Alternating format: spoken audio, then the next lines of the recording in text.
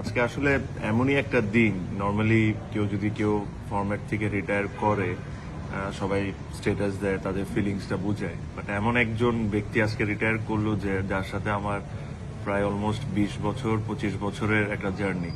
তো একটা স্ট্যাটাসে আসলে আমি এটা মানুষকে বুঝাতে পারতাম না যে আমার ফিলিংসটা তার প্রতি কি, বা আমার এখন কি কেমন মনে হচ্ছে।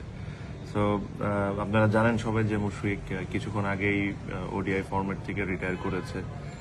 মুশফিকরা আমি এতটুকুই বলতে চাই যে দোস্ত, তোর সাথে আমার খেলা শুরু আন্ডার 15 লেভেল থেকে, and I have seen you grow step by step. আমি তোকে দেখছি যে তুই একটা নর্মাল ব্যাটসম্যান থেকে একটা বাংলাদেশের one of the best batsman হয়ে কেমনে হইছস।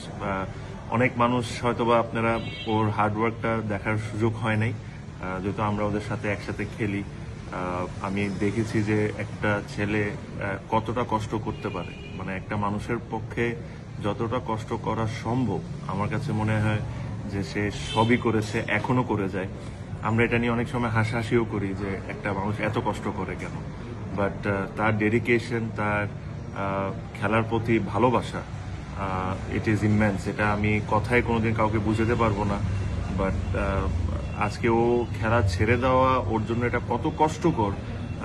আমি যেহেতু ওর খুব কাছের একজন ফ্রেন্ড, তা আমি এই জিনিসটা ফিল করতে পারি যে it is so hard for him.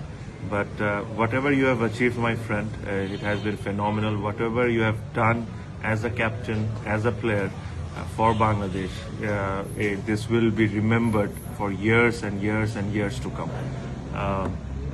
এখনো তুই একটা ফরম্যাট খেলবি, test format, and I really hope and pray that you do well and you at least play the 100 test, যেটা বাংলাদেশে এখন পর্যন্ত কোনো ক্রিকেটার খেলে নাই। সো আমি এটা আশা করবো যদি 100তম টেস্ট অবশ্যই খেলবি। আর এটাই I am actually very emotional at the moment. I can feel what you can feel, but Bangladesh will miss you. This is for sure. Whatever you have done for the country, this will be remembered for number of years to come. And I'm fortunate enough to play in DPL with you, so I'll have some more time to share. But thank you very much for everything, Mushfiq.